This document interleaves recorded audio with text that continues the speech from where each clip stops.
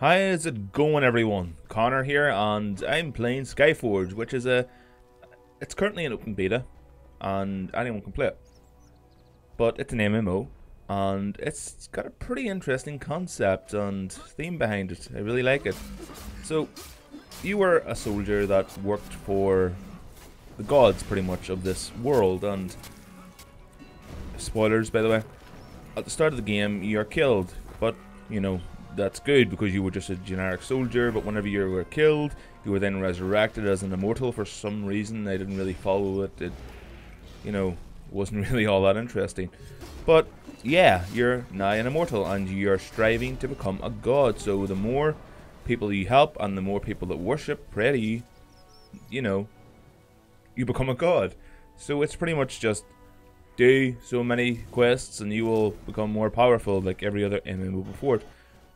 But it has some differences, in fact quite a few differences, that make it more interesting and also more boringly repetitive. So I'll just kill this big guy, and when I'm fighting him, the combat in this game is freaking enjoyable. It's so good. It's like Terra Online, or Terra, whatever you want to call it, only more fast paced. I mean, look at this guy. I can dodge out of the way, avoid his attacks. It's more fast paced. It requires you to watch your enemies and learn their habits, and what attacks will precede a certain other attack. It's pretty cool, but I'm just not paying attention here because I'm trying to also record audio.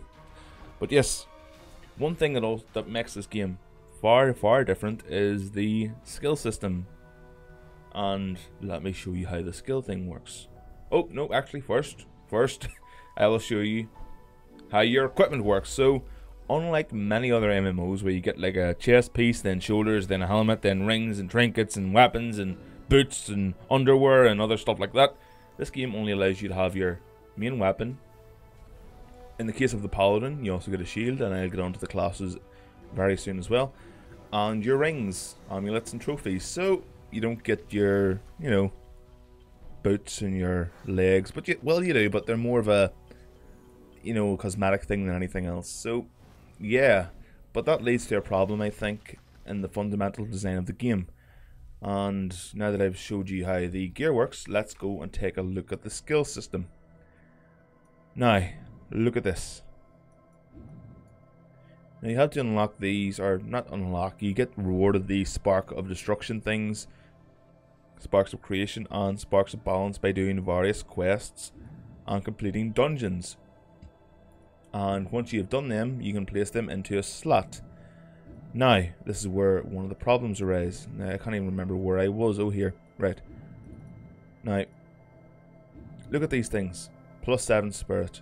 Increases impulse damage. +9 stamina.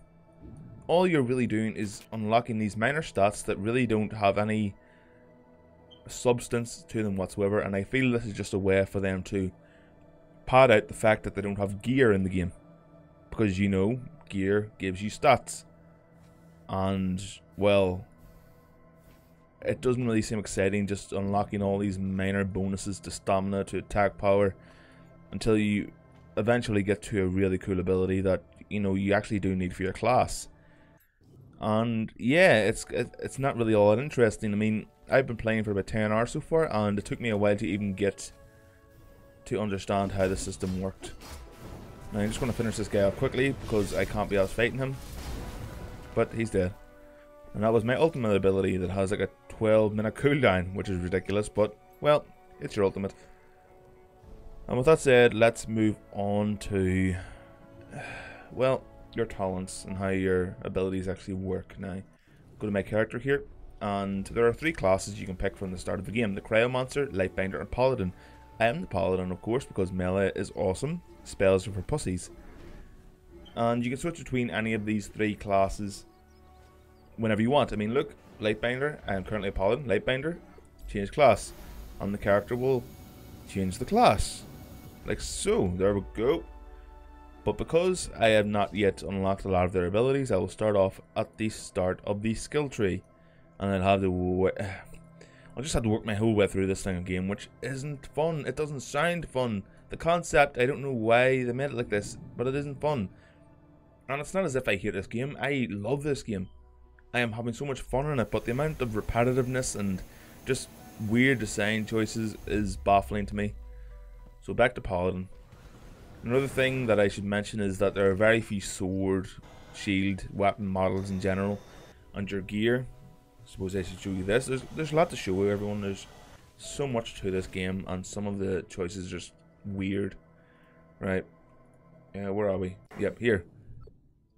Style room. This is where you change how your character looks. Currently, I look like a badass golden armored futuristic knight because why the hell not? But I can also become my class default look, which is this guy with the weird, creepy helmet. Not so much creepy as it is gay, but you know what I mean. So back to this guy. Now, where is it? I just changed my clothing here. Give me a second. There we go. Now your gear, you can change the color for most of them, but class-specific outfits you can't change the color of yet. Remember that it is in beta. I'm not sure if they're going to change that. I hope they do, because wanting to use your class-specific gear and being restricted to just the one color layout is pretty abysmal. I mean, originality. I mean, not even originality. Where's your sense of being unique? It's not really there, because there are so little outfits and weapons and stuff in this game so far that you can't really feel unique. You'll always see maybe 3 or 4 guys running past you in the capital once every 30 seconds that look exactly like you do. Right. Yeah, it's asking me to press K. Let's see what it's looking me to press K for. I can't unlock that yet. You see, you unlock your basic spark of your paladin tree here, mostly with sparks of justice for your little default spells here. But for the rest of these big ones here, you'll need like your different sparks of creation, etc.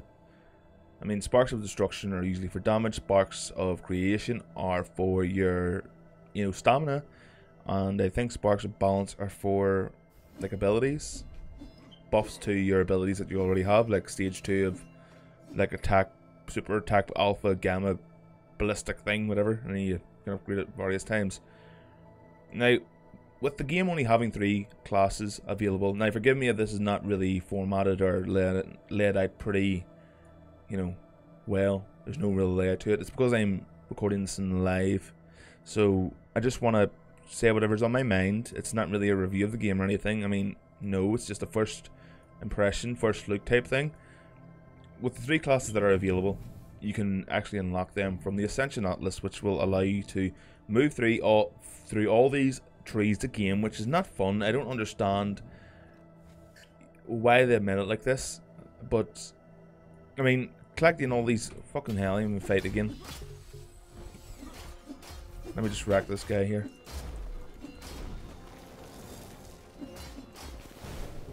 Right. Now, the Paladin is actually a really quick class. You wouldn't expect it for a tanky class, but look how quick he is. And there's also a combo system. The combat is very fluid. It feels really good.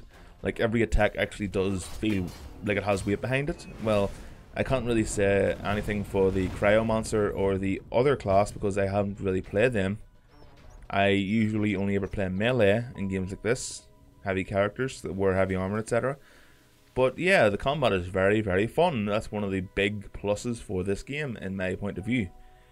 Now, what was I looking at again? Oh yes, the Ascension Atlas. Now, if you follow through each of these trees, you can unlock different classes. Like, you can unlock, I mean, look at this mess. You're going to get to the Necromancer, which is a character that's kind of like death. You can summon undead. In fact, you can summon powerful undead, but usually whenever you kill an enemy, like a ghoul type thing will raise from its corpse or its remains or whatever. You can get like the Archer, which is pretty much a ranger type character, the Warlock, which uses a magic broom to do damage and get around the map, and the one that I'm after, the Berserker. I mean, look at how long it's going to take me to get there. Right, first I have to complete this one, right? Haven't done that yet. I still need to unlock 2 of these little spheres, little circles, and then I have to do this one, and then have to go up here, or have to go up here, have to go here, have to go down here, have to go here again, here, here, here, and then I get there. And the amount of grind so far in the game, with about 10 hours played, is just ridiculous. It's not fun. The only thing satisfying for me so far is the concept of the game and the aesthetics. It looks very much like a game that was on the Xbox 360. I can't remember the name of it, but it was like a Norse mythology game, but you were in the future and you played like a god, and the combat was awesome, and it was a very, very underrated game. Oh, I wish I could remember the name of it, but right now it just feels like a very, very grindy MMO with very little character of its own.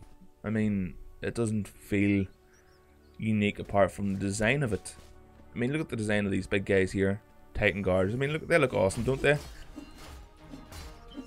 And I've just arrived in this area, so I'm not really sure what they are, but they look freaking awesome. I mean, even look at the movements of the character.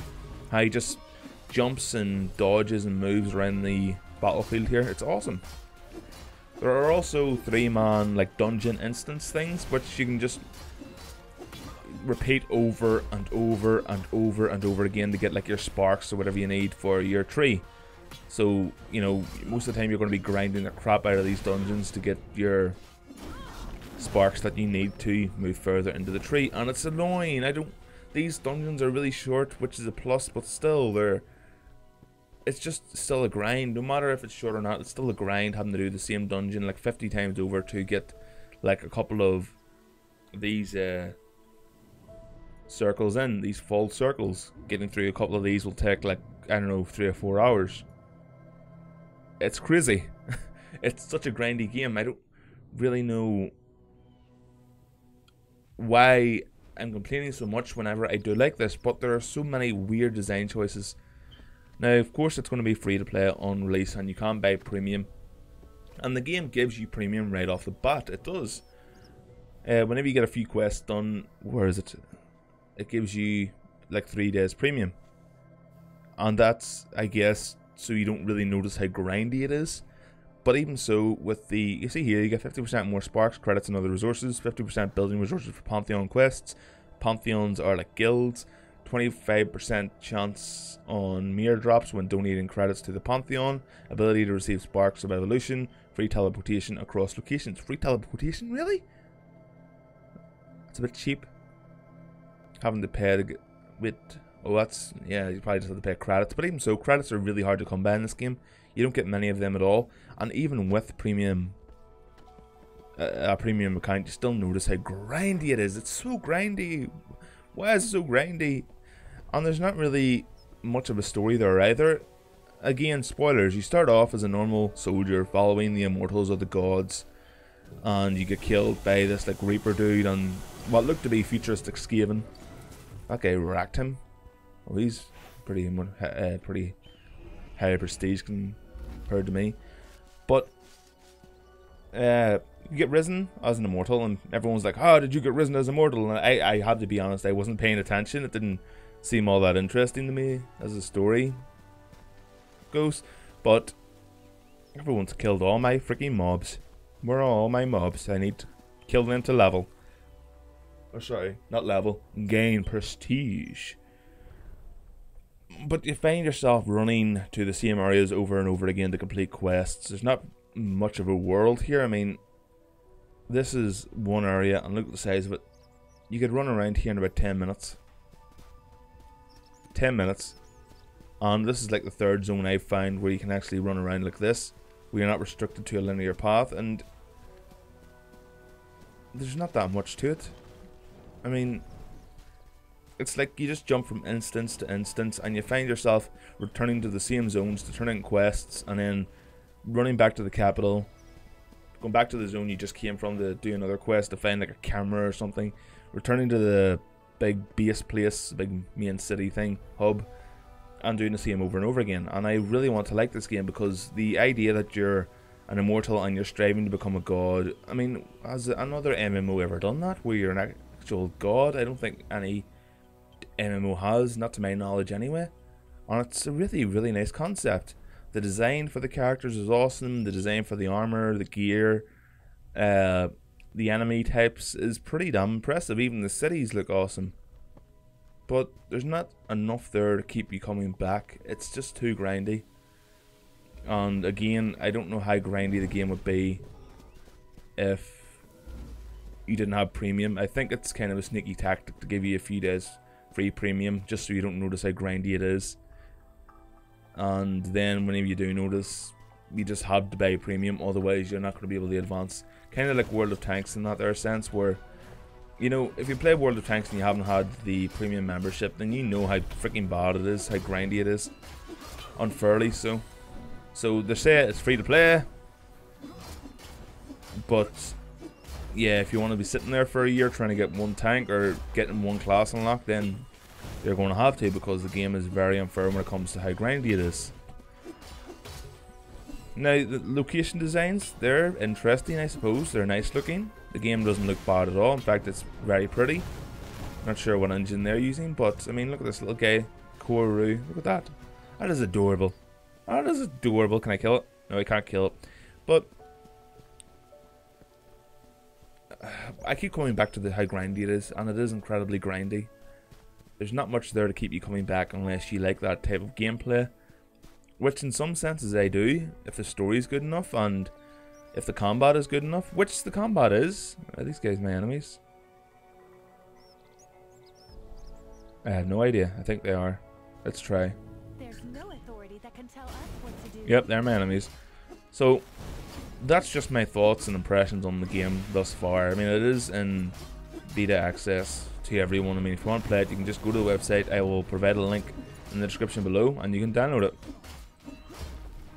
I'll see you next time, guys.